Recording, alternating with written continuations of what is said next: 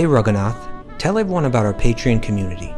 Sure, Kaustubha. The Wisdom of the Sages Patreon community is an incredible online yoga resource. If you like the type of yoga wisdom and culture we share on the show, then our Patreon community is a great next step. This is a listener-supported podcast, and any level of sponsorship will unlock a wide range of live and archived classes, talks, and even workshops. Raghunath teaches, I teach, and we have a host of other excellent teachers on topics ranging from yoga philosophy, asana classes, storytelling, Ayurveda, kirtan, cooking, meditation, and a lot more. We even have an incredible online Bhakti 12-step recovery group. So if you want to check it out, go to patreon.com/wisdom of the sages. All right, let's get it on. Om Namo Bhagavate Vasudevaya. Om Namo Bhagavate Vasudevaya. Om Namo Bhagavate Vasudevaya.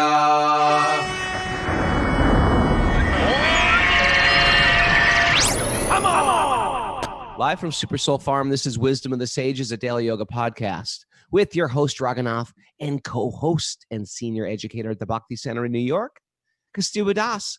Welcome to the show and welcome to Makeover Monday. And I want to thank all the Makeover Monday people. You know, there's a whole gang of us here who try to who need some parameters and disciplines in their life. And I'm one of them. I'm one of those guys I don't do well with all you can eat buffets. I don't do well like that. I like parameters. I like parameters in my life. They help me control my senses. Anybody out there feel the same way? Mark something on the chat board. But anyway, 3 weeks ago, I got sick and tired of being sick and tired. And I said, you know what, Raghunath? You are an eligible candidate to have a heart attack shoveling snow. You know, people die like that all the time. It's a thing. Men die. It's a common thing for men. They shovel snow. They've never done, snow's heavy. And then after 5 strokes, they're dead in the snow. Their kids find them. And I was like, I don't want to be that guy. And I really felt like, you know what? I used to teach. I mean, I got into yoga through Ayurveda. That's how I got into yoga. That was my in 1987. I took my first Ayurveda course. And then when I started teaching yoga, I started doing cleansing and juice fasting. I was a raw foodist for a year and a half. And it just became a part of my identity and my teaching. And then something happened when I moved to the East Coast. I slowly developed bad habits. And I tell you, and then it was Dhanandar Swami came up to me and said, you know, people don't just get sick. They generally have incremental bad choices year after year. And I was thinking, man, that's my qualification. And then I just weighed myself and I was like, man, I am so overweight right now. And I just made a decision. And it was not a great time to do a cleanse. I have a good Pitta Kapha body, so I don't recommend it to Vatas, but I just decided on that 3 Mondays ago, I am doing a 21-day fast. And I tell you, I was a little struggled at first, but I cleaned out my body, lost 22 pounds, and I feel like a new man. And my Makeover Monday going forward is, we know what I've added to my whole program is every morning, as soon as I get up, I put on the Chaitanya Bhagavat, which is great. You got to check this out on YouTube. Lord Chaitanya's pastimes, but spoken by this great narrator. Mara, maybe you can put a link on the chat board. I listen to Chaitanya's pastimes every morning. Who is it? Amala Bhakta? Who you know, I don't know who it is. It's the guy that has a beautiful voice. Okay. If you know it, you can tell me. But Chaitanya Bhagavat, and there's the whole thing is in there, just in a narrative form. And I just start, and my wife's got this Nordic track, and I jog on this thing. Only about 15 to 20 minutes every morning and every evening. And I hear these pastimes and I run. And it's just been a nice supplement to teaching yoga and doing that. And, you know, it's like trying to just deal with this, 20-degree weather. And you know what? It's just been a pleasure. And I really want to thank the Makeover Monday crew who's been writing this stuff down. And I'm incredibly inspired on day 21 today. You look like you're ready to go back on tour. feel. Tear it up. My endurance right now is so incredible. I'm doing all different types of stuff. I I'm wonder what doing you're stuff that when it snowed the other day, I was like, I'm shoveling that snow. I'm not going to have a heart attack. I'm not. I'm going to thrive. So anyway, thanks everybody. Good for you, Raghu. Good for Thank you. you. I'm feeling good. So what are you going to eat today? Well, truthfully, I'm trying to I've been doing a lot of water, for the last week. Okay. I've been doing a lot of water for the last week. I was really just on water. And so over the last week before 2 days ago, for the last 3 days, I've been trying to re-nourish to sort of wean off water. How about a little khichdi? With juices. I'm not ready for that yet. I'm just going like yesterday. I started eating a slice of a cucumber. Oh, okay. Like just you know what I mean? Raw vegetable? I had like a slice of a cucumber yesterday. I had a But khichdi is a gentle food. Yeah, what's that? Khichdi is a gentle food. Khichdi's gentle, but it'd have to be very, very small. I'm gonna just break it with little pieces of fruit, and very slowly. Wow. So this is the really hardest part, is coming off, because you feel like, okay, the gates are open, but I'm really gonna really restrict it. Okay. Have you gone through your kitchen cabinets and got rid of everything that's there? Oh no, I mean I don't think you can juice the Reese's peanut butter cups and things. Oh yes, you can. Is that the juice that you've been drinking? Yeah, he didn't say he couldn't have Reese's juice. Well, I just, what I think one of these things that it's important when you make these type of choices, or cleansing or working out or yoga practice, is you can't necessarily try to change everybody in your environment. You can't wait for your kids to change, your spouse to change. And sometimes I would use that big excuse. Hey, let's do a cleanse together. You just got to choose to do it. And then the universe starts to move around your choices. You know what I mean? So if people want to eat whatever they want, I'm going to be okay with that. People are wherever they're at. And all you can do is set a good example. So that's been my mood the entire time. It has been strict with myself and very lenient and tolerant with others. Nice. Yeah. That's the formula right there. It's the formula. Okay. It works. It's important to have a community. Not that you guys you really knew that much about what I was doing, but just the Makeover Monday, I felt like very encouraged by seeing everybody post what they want to improve this week, and that's how I'm feeling. Good for you. And I also want to appreciate everybody's joining me for yoga. It's, I've been doing yoga Monday, Wednesday, Friday at 6:30 on supersoulyoga.com, and Saturday and Sunday rather. So thanks everybody joining me. All right. By the way, Mara, what's happening this week on Patreon? Is some special stuff, right? We've got there's that soul dance workshop with Champakalak. When's that? Champakalaka? Don't call me Champa. It's Wednesday at 12:30 to 2:30. I'm going to post it today on Patreon. Yeah, Kaustubha is going to be featured in that. Am I?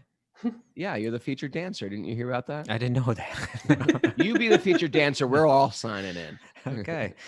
If you promise. If everybody promises, I'll do it. Okay. Any other announcements? So let's dive into the sweet nectarian sugar pot. There's also a Bhakti recovery group meeting today at 1:00. Thank God for that. Yeah, Claire Weatherly's asana class today is canceled. Claire. And this weekend coming up, Luke Carmen is doing his yoga for dented can yoga repair class at noon on Saturday. Yeah, that is funny. He does car repair. You know that? That's what makes it even more funny. So he takes dents out of cars. He pulls dents out of cars. So yeah, especially good. Luke Carmen, that's Montgomery's dad, in case you just know that little dancing cherub. I love the title. Somehow it's even better that he didn't say dented can repair yoga. It's dented can yoga repair. I don't get it. I don't know, but it's just, it's like you're not repairing the yoga, right? You're repairing the can. But dented can repair yoga. Anyway, I think it sounds good. All right. Let's go. We're on Canto 2, Chapter 9, text.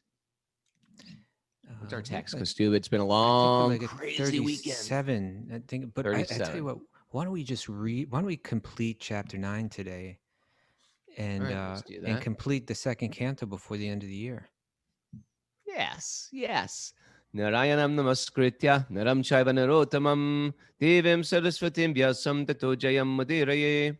Before reciting the Srimad Bhagavatam, which is our very means of conquest, one should offer respectful obeisances to the personality of Godhead Narayan, unto Narayan Rishi, the supermost human being, unto Mother Saraswati, the goddess of learning, and to Srila Vyasadeva, the author. Nasta prayeshva badreshu nityam bhagavat sevaya bhagavati uttama shloke bhaktir bhavati naistiki. By regular attendance in classes in the Bhagavatam and by rendering service to the pure devotee, all that is troublesome to the heart is almost completely destroyed, in loving service to the personality of Godhead, who is praised with transcendental songs, is established as an irrevocable fact. Om Jnana Tamarandasya Jnananjana Shalakaya Chakshurunmilitam Yena Tasmai Shri Gurave Namaha. So important, huh? So important to give those morning prayers and appreciations. It is. You know, we have this sick concept in the West of being a self-made person, right? Being I'm a self-made man. Yeah. And it's just backwards. It's just askew. We're not self-made anything. Mm-hmm. We are dependent on the mercy of others. You know, it's like any parent who has a toddler, or not toddler, younger than a toddler, a little baby, knows that I'm wiping the butt of a kid who will never remember that I'm wiping their butt. They will never, if you've ever changed a diaper, Kaustubha, I don't know if you have. Never once. It is a tough, it goes on, it never ends. It happens at the awkward places, in a car, at a party, at the mall, and you gotta be there with diapers and wipes. It's in India, it's a thing. It's a thing, changing diapers. It happens and in India people too? never remember. It's so, you can't be more like selfless than changing a diaper. And sometimes they urinate on you. If you got a boy, it shoots right in your eye. It's a whole thing. It's a whole thing.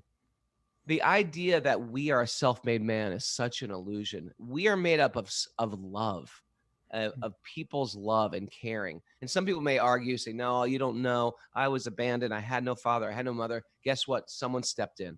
Someone stepped in and loved. And not only that, if you say, well, I went to university and I did it myself and I worked overtime and, you know, then you're in debt. What about the university teachers or the authors who wrote those books that you studied? We are not an island. We are made up of love, and therefore we appreciate. And that's why these important pranam mantras, Om Jnana Tamarandasya, we are every morning giving appreciation for what we have, because we wouldn't be anything without that love. And when we go hand in hand with that gratitude, we just become happy. It's a natural recipe for joy, because we realize we have been loved, we have been nurtured, we have been looked after, we have been cared for, and therefore the world doesn't owe me. I owe. I want to give back for all that's been given to me. And that's a real game changer. That's a real different set of goggles to wear instead of the entitlement goggles. Well, you know what you just brought up, Raghunath. I don't know if you were reading ahead or if this is just the Lord within the heart. Am I thinking like Prabhupada again? You're thinking like Bhagavatam here.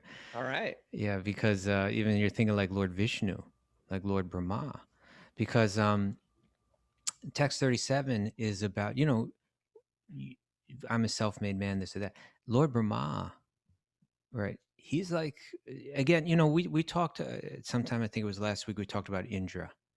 Right. And how when we read about Indra in the Bhagavatam, we can consider him like the most successful materialist in the entire universe, right? When it comes to opulence, when it comes to beauty, when it comes to fame, to enjoyment, you know, sexually, financially, you know, this guy is like successful, right? Materially successful, number one.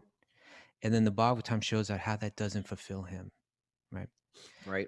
Now, when we think of Brahma, we can think of the most intelligent, right? that person that had the insight and the intelligence to create everything. So he's like the originator. If we're thinking in terms of creativity or material accomplishment or material intelligence, well, Brahma's number one, right? Well, there's no one else on the planet, and he's the source of all intelligence. Yeah. So Well, I mean, he made your brain, right? He made your brain, so you can't be smarter than him unless maybe he wants you to. Right? Could you be? Can you be smarter than Brahma? Well, but my point is this: so then, okay, now let's look at what he said, like just prior. Maybe we can kind of do a little recap on the Chatushloki, which we finished up last Friday or whatever it was. But his questions going into that part, he was asking about how Lord Vishnu is everywhere and manifests everywhere and supports everything and manifests. But he also asked that, I know that I have this responsibility to create. This is my service that's been given to me, and I'm been equipped with the power to do it. But what he prays is, how can I do this? This is my prayer, that I want to do this service. I want to take it up. I want to be your instrument. But what I'm concerned about is that I might develop pride, right? I might think I'm responsible. It was by my, I might, I think myself particularly special or whatever, better than others, etc. I might, or even like this, and this is how it gets defined in the Chatushloki. I might think I do it without your help, right? I might think that I didn't need God to do this, that, that I do it on my own, like you're saying, a self-made man. Yeah. And so we get a clue here from Lord Vishnu to Brahma in the text the next text 37, about how one can not fall under that illusion. It's a real issue with people who are excellent. Excellent. When people are excellent at things, they're very incredibly empowered orators, they're great intellectuals, they're great scholars, or they're just great in their workplace. A lot of people maybe they're not, pundits, but they're great in their workplace. Can they see their gift as coming from God? And it's not theirs. It's some Shakti. It's something borrowed for some divine energy that they can use, and they can purify it by their own by their intention behind it. And it can really trip you up, because it's really easy if you're great at something to say, I'm pretty damn good. And it doesn't matter what you do, that arrogance can be right there. Or you can say, huh? In your travels, on touring in a band and all that, did you ever come across musicians that had that attitude? Everybody. I've got that. Well, I'm just saying everybody except me. I do too, because it's a constant war with the ego. Because the ego wants to try to own you at every time. You're so good. You're so great. You're so talented. Look how many people appreciate you. They finally get that you are the center. It's such an illusion. It's the reason why we're on this planet and embodied, because we see ourselves separate than God. And we see ourselves as almost independent and as a whole planetary system with like satellites revolving around us and disconnected from the whole. So once we turn over that ego, I have all this stuff, but it's not mine. It's loaned to me. The beautiful model can see her or his beauty fade.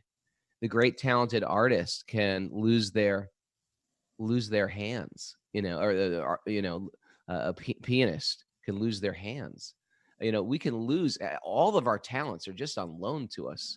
And we can, there's that beautiful kirtan guy in Vrindavan that I love. I can't remember his name, but he lost his voice. He was the best kirtan. He was a very young, great kirtan, and he just lost his voice. Don't know who you're talking about. I don't know. I can't remember his name, but he's a great guy.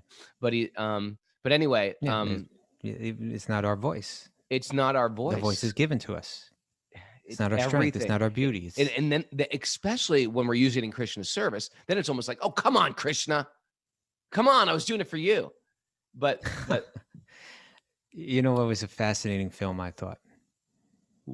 Oh, the metal drummer? No, I Is still that- haven't is seen that- it. You still haven't seen it? Okay. No. Did you see? You saw it? I saw it and it got a little boring. Okay. Got a little boring. Did anybody else think it got boring? Nancy Rothman. Oh, okay, Nancy. Yeah, Tom Massey also said it was boring. Okay. Okay. So no, the film I'm talking about is Amadeus. Do you remember that one? Yeah, Amadeus. It's Mozart, right? Yeah, it was about Mozart, but I thought it was so brilliant that the way that it was written, it was about Mozart, but really what it was about was envy, right? And it was about, what is his name? Salieri, the composer. Truthfully, I haven't seen Amadeus. Amadeus. Yeah, come on, man. You're into Amadeus. musicals. Amadeus. I tell you, you should watch it. Try to find it online and watch Amadeus Raghunath. This is really good, okay? Because it's about Mozart, but it's really through the eyes, I guess, of this other composer named Salieri.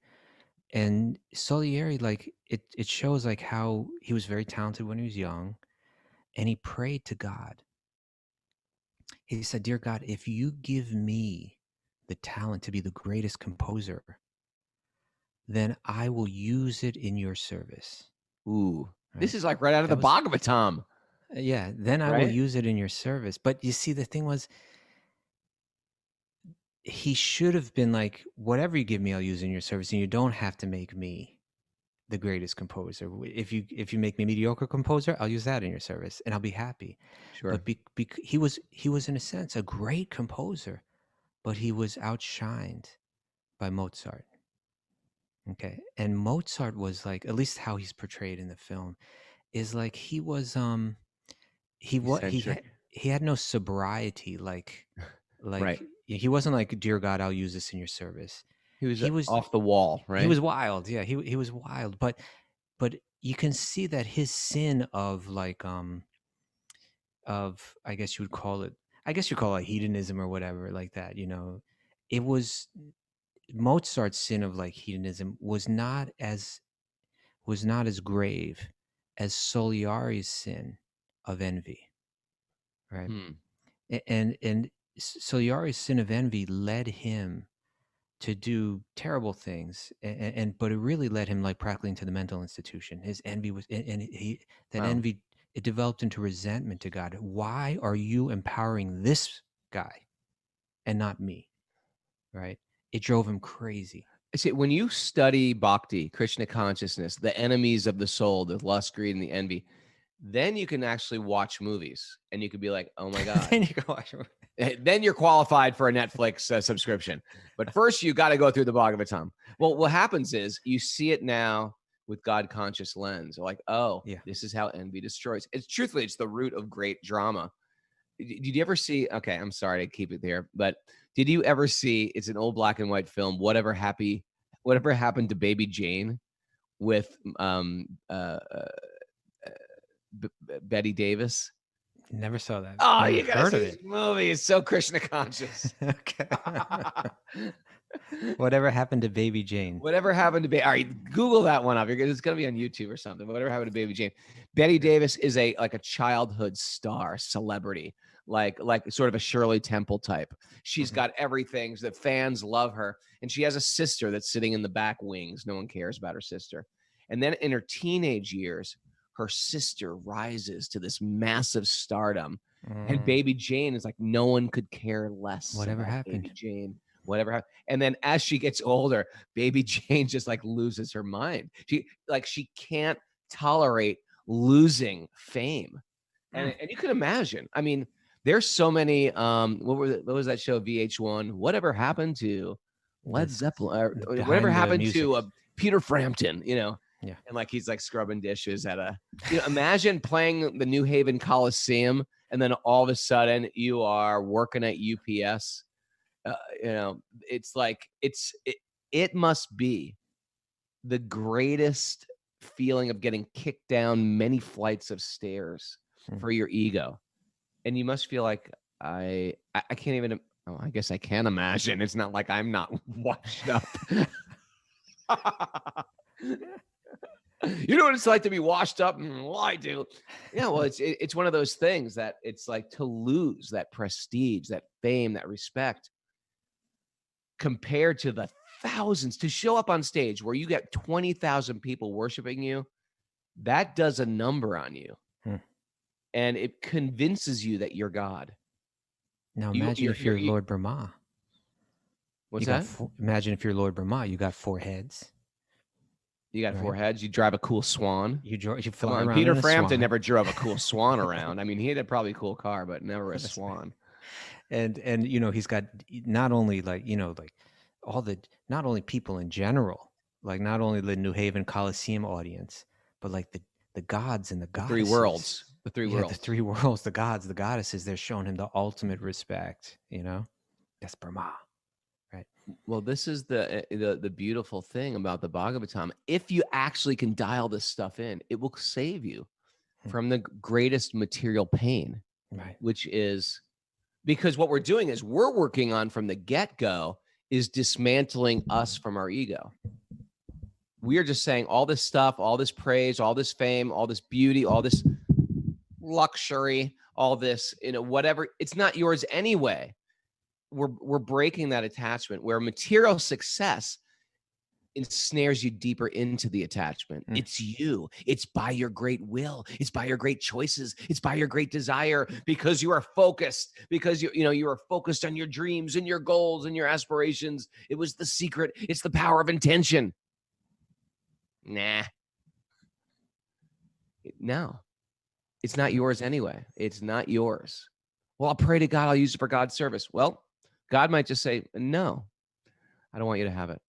That's and then you can you still love God if you don't get it? It's very interesting, huh? But I was gonna say this, and the thing in that film with Salieri, is God gave him so much talent, right? So much ability, but because he wasn't number one, because someone else was outshining, he couldn't just say, wow, God has empowered me and given me this wonderful life and service to do. And look at that Mozart. He's given him it's just incredible what he's given him. This is wondrous. This is glorious. Sure. This is right. You couldn't see it that way because that envy, that I want to be the center. Well, there's also this beautiful answer. Jamuna Jaya saw Sweet Baby Jane. Yeah. Okay. Maybe it's not Baby Jane. Yeah, it's not Sweet Baby Jane. I think I just threw that in there. Just Baby Jane? It's just Baby Jane. Whatever happened to Baby Jane? Okay. Yeah. What were you just talking about? Sweet Baby James is I think you're throwing in a little James Taylor in there. We were talking about, I mentioned Salieri because he wasn't number one, because he. Yeah. So it's one of these things like if you're number 2, like Salieri was, and you're dedicated to God like he was, and you're seeing this other guy who's out to lunch, who's erratic, who's eccentric, and he's more famous than you, it could make you start thinking, well, does this whole praying to God thing even work? He doesn't pray to God. So, but with our understanding of karma, it also really helps. Some people have some great karma from something they've done in a previous life. Mm-hmm. And you know what? If they exploit that karma, they're going to have to pay for that another way. I really feel like the Vedic paradigm takes away a lot of the pain of the mind, because you could stew in that. Why is this jerk number one forever? Why not me? Yeah. Just like that. Morrissey song. You ever heard that song? You hate it when your friends become successful. I don't know that. You hate it. Come on, that's a great title. We hate it when our friends become successful. Now, Tom is saying on the chat board, he's saying that Peter Frampton had a nerve disease that's taking away his ability to play guitar. Oh, you're kidding. But you see that, like that's the point, right? Like, I think I'm a great guitarist. Well, that could be taken away at any moment, and it will be taken away. Sure. Right. It will be taken away. So the wise person is seeing any ability that I have. I'm not a self-made man. Any ability that I have, it's being granted. It's being, and whatever is being granted, I reconnect it. And that's where we get down to. Let's read today's verse, Raghu. Let's hear what Lord Vishnu has to say. I was about to break into the story of Nimai Pandit and the Dig Vijay. The Dig Vijay. Keshava Kashmiri. Okay, hold that for a second. Let's get to that, because I was just listening to it this morning, and it's such a hot great off story. my tongue. Such a great story. It's a good story. Okay. Text 37. Yeah. Oh, Brahma, just follow this conclusion by fixed concentration of mind, and no pride will disturb you, neither in the partial nor in the final devastation. Okay. Let's just focus on this today, right? Yeah. Because we're already deep into it. But what he just said here, he had just concluded the 4 verses of the Chatushloki.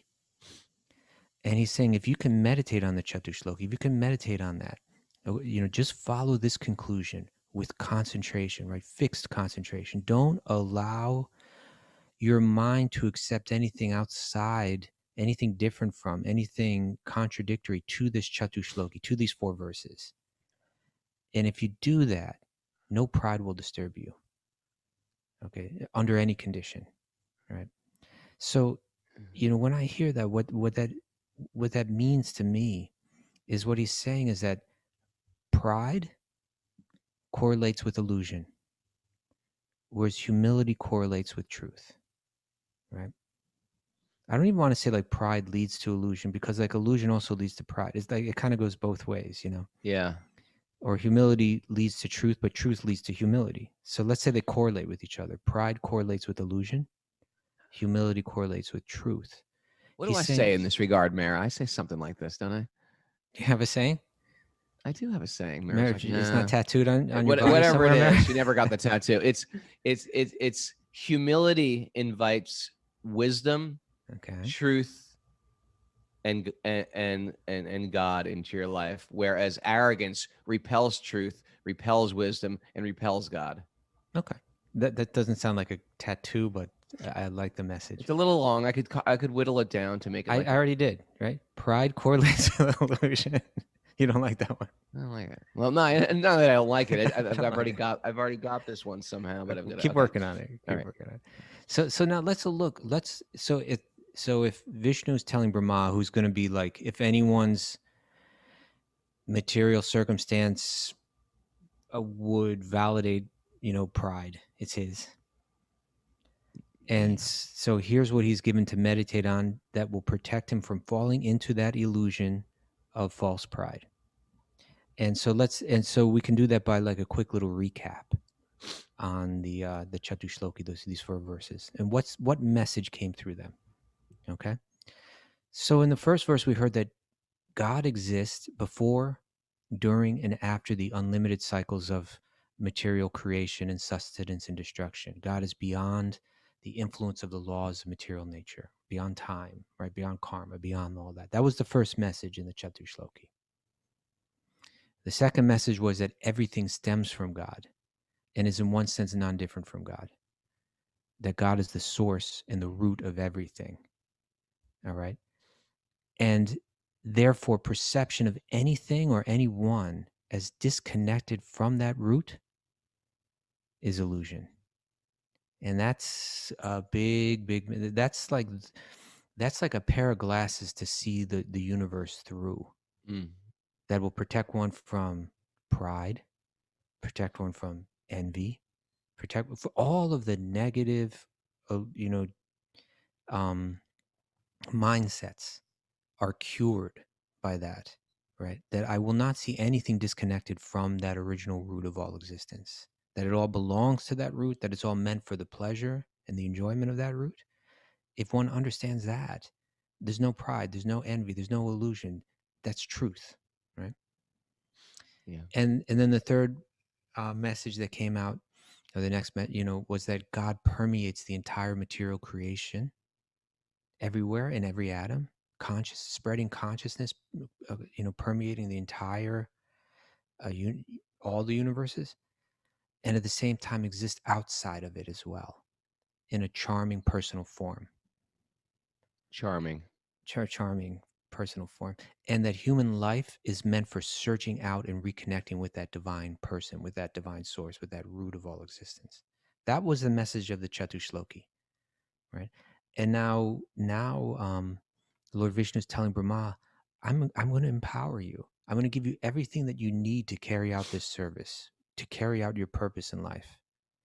And if you meditate on what I've just shared with you, there'll never be any pride, because you'll be fixed in truth, and that truth will correlate with, a deep sense of humility. Mm. Right. So there you go. You know, if we do feel envy for another, if we do feel a false sense of pride, you know, they all lead to misery, and they're all cured by meditating on truth. Now let's hear your story, Raghu. Oh, well, okay.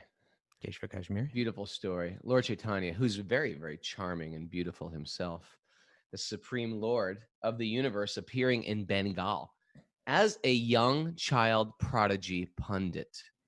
Pundit means an incredible scholar, and Navadweep was the center of learning. It was like people would come all over. You can't even describe, like the travelers that would come just to study all the difference of the branches of the Vedas, and embodying them all was this young teen, like young man, a young boy who at this point in his life already had hundreds of followers and students at his side.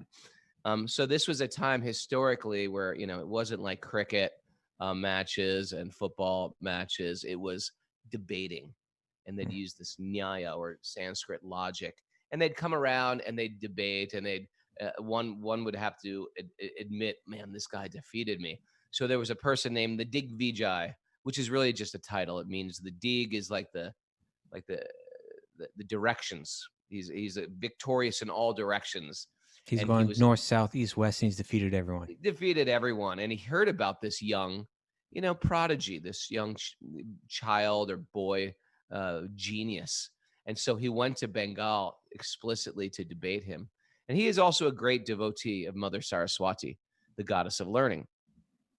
So he gets there, and Lord Chaitanya also exhibits this very wonderful quality of, this is how devotees deal with people. And even though Lord Chaitanya is actually going to cut down his pride for his benefit, Lord Chaitanya does it in such a sweet way, because immediately Chaitanya could have just crushed him, defeated him, you know, anything. And he says, as soon as he approached, and he said, so you're young Nimai. Many people have spoken about you, Nimai Pandit. He said, oh, I'm just like a child. You're the Digvijay. You are so empowered in all the directions. Everybody surrenders to your lotus feet. We are all just students in front of you. Can you please do us a favor? We are at the banks of the Ganga right now. For everyone's benefit, can you glorify the Ganga so we can all hear those words and become purified ourselves? So he presents himself almost as a fool. And then immediately, out of that pride, oh, look, they want to hear from me. The Digvijay starts, whoa. Like they say, it was like flowing water coming out of his mouth. Prayer after prayer after prayer, glorifying spontaneously composed. Spontaneously composing. A lot of us can't even understand this, because it's not just like saying a limerick or a rhyme. Like, I'm pretty good with limericks. You know, I'm very good. Hold those limericks. I'll hold them. You know, I can make them flow out of my mouth like the flowing Hudson River. But this was more refined than that. Refined Sanskrit poetry, and after just listening to it for a long time, everybody stood stunned. And Nimai 100 verses, right? Yeah, and Nimai Pandit just looked at me and said, "That was almost perfect." He said, "Almost perfect? What do you mean?" And Lord Chaitanya showed his like mastery of all of this by pointing out some little tiny discrepancies in alliteration or in context or getting words backwards. Like at one point he said, flowing from, instead of saying flowing, you flow from the feet of Lord Vishnu, he said, Vishnu flows from your feet, or something like that. And he remembered and he quoted the number, which stanza it was. And then at that point, Keshava Kashmiri was like dumbfounded, like, well, I thought it was pretty smart.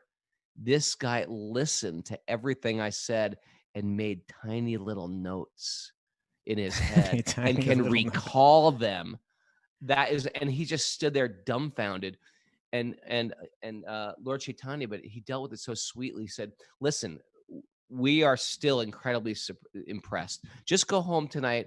Tomorrow I'll ask you another question if you don't mind, because you're so learned. And he just glorified him. He just, instead of like rubbing in his face.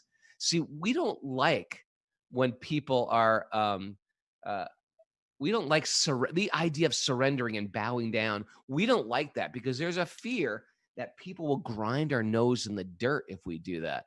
They're not going to lift us up and embrace us. The idea of surrender, it's like we don't like. And sometimes maybe historically, when people have been under us, we've lorded it over them. We have ground. We do flex our authority on them as a boss or as a manager. So anyway, he went back that night and he was just sitting and he was like, why would Mother Saraswati do this to me? And Saraswati appeared to him in a dream and said, don't you understand? This was not an ordinary boy. This is my Lord. All feminine Shaktis surrender to this young child. This is my Lord who puts the entire, she said, I'm just an expansion of this feminine potency that puts the entire world in illusion. Then, of course, you have Radharani who puts the whole spiritual world in illusion. So this feminine, divine feminine can put a spell on the entire world, yet this person puts me in a spell. He says, of course, you should go back to this person immediately and surrender to this person's lotus feet tomorrow. And then he surrendered his pride. And so this is the beautiful thing about approaching Krishna, is he will devastate your life in such a beautiful way. And when I say devastate, it means crack that very hard shell we have to get to that sweet fruit that's within inside of us all. We have a hard shell, leading with our ego, leading with our talent, leading with our scholarliness, leading with our expertise, leading with our sexiness, leading with our platinum card. It's not us. There's something so much more beautiful under that. And this is what Krishna does to us. He cracks that open and gets to the heart of what we are. And we end up saying in all our pain, thank you, thank God. Good night, everybody.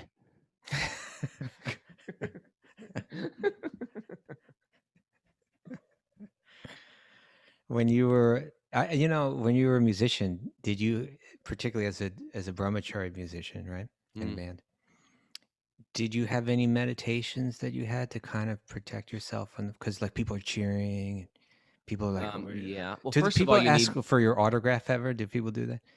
I did an autograph session with Paramananda will tell you. We pulled into a mall. A mall? A mall in Santos, Brazil or something. No, Brazil, okay. And it looked like there was a riot going on in the mall as our car pulled in. And then all of a sudden these security people came and surrounded our car. I was like, what's going on? He goes, that's not a riot. They're all here to see you. You're doing an autograph session in that store over there. And we did an autograph session for 800 kids. We've done autograph sessions it's a weird phenomenon. But yeah, you do autographs where you're just like, all right, okay. I guess I am cool. But truthfully, later in Shelter, the Bhakti philosophy protected me from that energy. Well, that's what I'm interested in. Yeah, for sure. Did you have certain First of all, there's tools or parameters. meditations? First of all, there's parameters. Okay. That, you don't have illicit sex. Because as soon as you feel like you're the enjoyer, you want to enjoy. So the whole time, if you're not in there like, I'm the servant, it assists you in controlling your senses and in controlling your mind. And you say, I'm just doing this for Krishna.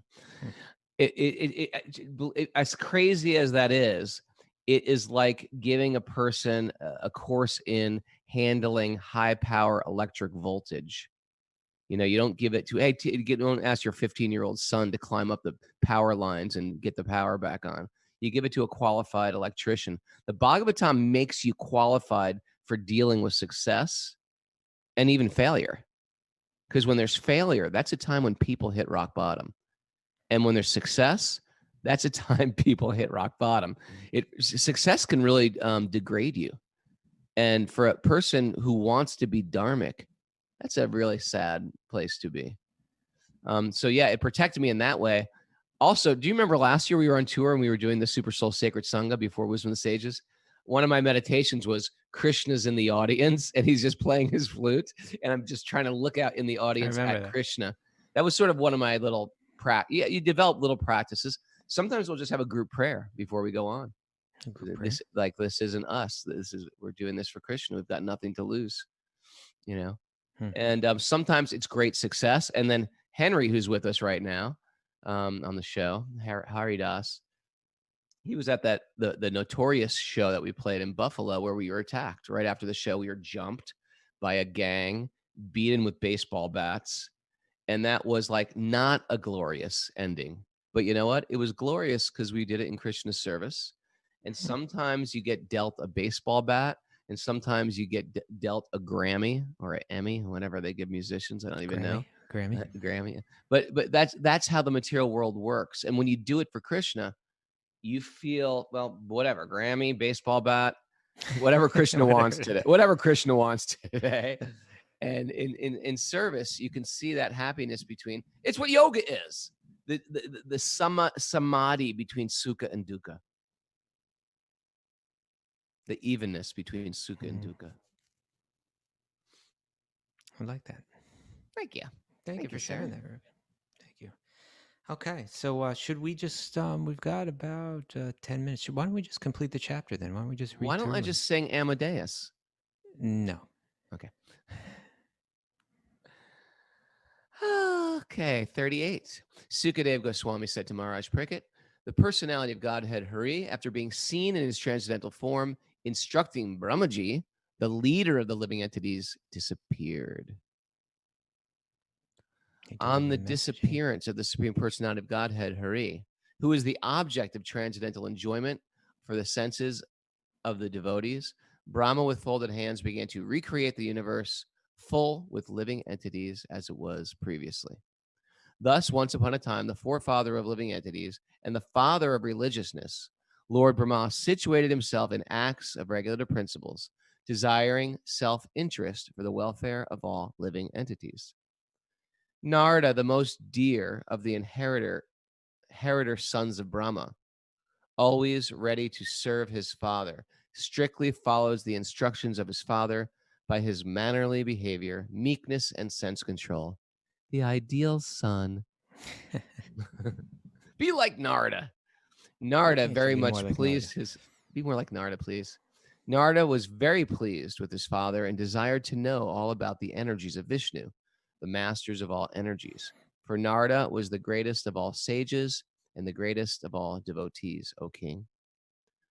The great sage Narada also inquired in detail from his father, Brahma, the great-grandfather of the universe, after seeing him well satisfied. Thereupon, the supplementary Vedic literature, the Srimad Bhagavatam, which was described by the personality of Godhead and which contains 10 characteristics, was told with satisfaction by the father, Brahma, to his son, Narada. In succession, O king, the great sage Narada instructed Srimad Bhagavatam unto the unlimitedly powerful Vyasadeva, who meditated in devotional service upon the Supreme Personality of Godhead, the Absolute Truth, on the bank of the river Saraswati. O king, your question as to how the universe became manifested from the gigantic form of the personality of Godhead, as well as other questions, I shall answer you in detail by explanation of the 4 verses already mentioned. That's it. That's all. And you know what the next? You know what the name of the next chapter is? I do know the name of the next chapter. The Bhagavatam is the answer to all questions. What? Come on. How to build a refrigerator? No. Not all questions, but all real questions. All real questions. There's billions of questions, but the essential questions of life, that gives you the answers to them. So the chapter kind of winds up there with just, we have Shukadeva Goswami speaking to Maharaj Parikshit, and he's describing, okay, so now Lord Vishnu has delivered the Srimad Bhagavatam in a condensed version to Brahma. And Brahma then delivers it to that very qualified, qualified by his character, very qualified disciple or student, his own son, Narada. And Narada will go on and share that same message of Bhagavatam with his disciple or student, namely, hot seat, Raghu? Who's his student? He spoke to him in the 7th chapter of the Gita, of the Bhagavatam. Said, hey, you've neglected something. Vyasadeva. There you go. Vyasadeva. Oh, got a tongue tied. Yeah. So Vishnu instructs Brahma. Brahma instructs Narada. Narada instructs Vyasa. And then Vyasa instructs Shukadeva Goswami. And you instruct me, and it goes down like that, right? I don't instruct you. But that's the point. So this idea of sampradaya here, the lineage, how the message is handed down in the lineage. It's time for our Sanskrit glossary goodie of the day. Say it again, Kaustubha. Sampradaya. Sampradaya. Mara, can you put that on the board, please? Disciplic chain. We're not just making this stuff up. This isn't Raghunath's cool take on life. Kaustubha's insight. It is Kaustubha giving the Bhagavatam. And this is what we do. As yoga teachers, this is what we're supposed to do. There's parameters of what we're supposed to say, right, Kaustubha? Yeah. You just don't say anything. You're teaching a yoga class. You don't say anything. There are parameters of what you say because you're representing Vyasadeva. You're representing Sukadev. You're representing Narada. You're representing Lord Brahma. You just can't say anything up there and make up stuff. We're just making up stuff, aren't we? This is why this stuff is so powerful. We're not making it up. Don't worry. It's still going to come out the way in your own personal way because you're a unique person. But we can't just say anything. You want to comment on that a little, Kaustubha? Well, this is the idea is that this is how transcendental knowledge is realized. That it's not through an ascending process. It's not that I'm going to climb up to it on the power of my own intelligence. It's not that you don't apply your intelligence, but the idea is that the truth is, rather than climbing up to it, it's handed down. It's carefully handed down. And so the responsibility lies on the teacher to not, what's the word I'm looking for? It's not exactly the word I'm looking, but not corrupt it, not make it impure, not dilute it. Dilute it, water it down, whitewash. Yeah. Whitewash or change it, but to preserve it. Now, as you say, the teacher may engage their intelligence and their ingenuity in how to communicate that message, but it's that message unchanged that has to be handed down. And so within the Bhakti-yogi tradition, there are 4 sampradayas, 4 lineages through which these truths have been handed down. Name them, Mara. Brahma Sampradaya, which is what we're hearing about right now. Lakshmi. The Lakshmi or Sri Sampradaya, yes. Yeah, I don't know the other 2. That's pretty good. You got 50%. Arvind says 4 Kumars. 4 Kumars is one of the Sampradayas, Kumar Sampradaya. And finally? Shiva? That's right. The roots Vivi of got it. Sampradaya. Vivi got it. Sitting in Switzerland. Vivi. Okay, now I'm going to put you on the hot seat, Raghunath. What? Who are the 4 acharyas of those different lineages? We've got Madhvacharya, Vishnu Swami. Okay, Madhvacharya is the charya for which sampradaya? Brahma Vishnu Swami for Lakshmi, I think. No. Ramanujacharya and which one is Ramanuja? Ramanuja is for the Sri Sampradaya. There you go. That's Lakshmi, the Sri Sampradaya. Lakshmi. And who am I missing? Vishnu Swami, which one? Vishnu Swami for the 4 Kumars. Wrong. Okay. That's okay. It's hard to be so. No, but yeah, Vishnu Swami for the Rudra Sampradaya. And Nimbarka, thank you, Nimbarka. Nimbarka for the 4 Kumaras. Boom. Nimbarka is one of my favorites. That's where Bunky Bihari Temple is, and Nidhivan. What is it? Hit Harivamsa? Hit Harivamsa was one of my favorites. Yeah. You'd like to go visit the, of course, you like to visit the Bunky Bihari Temple. Tatiya Stan. And all my favorite places in Vrindavan. All of them? Many. Okay. You like that Nimbarka Sampradaya. I think we got to wrap up our little party. But that was a good one. Sampradayas. Sampradaya. Disciplic chain, disciplic lineage. And guess what, you guys? Whether you know it or not, you're hearing it from me and Kaustubha. You are officially now in the Gaudiya Vaishnava Madhva Sampradaya, whether you like it or not. Because if you hear it, it stays in your mind. I used to go like this. Well, in my tradition, hey, after a while, you hear it from me more than 3 days in a row. You're in the tradition now. You are hearing this stuff. And now you end up repeating this stuff. And therefore, you're falling in line with a school of thought. And don't feel like confined by it. Feel almost rescued by it, because they're not opposing. There's nuances, but what's going on, they're just different vantage points. Suppose you're looking at a house. Some people look at the house from the front, from the side, from the top, from the back. It's the same house. So there may be differences, and foolish people argue about those differences. But broad-minded people see, these are just different vantage points to see the same thing.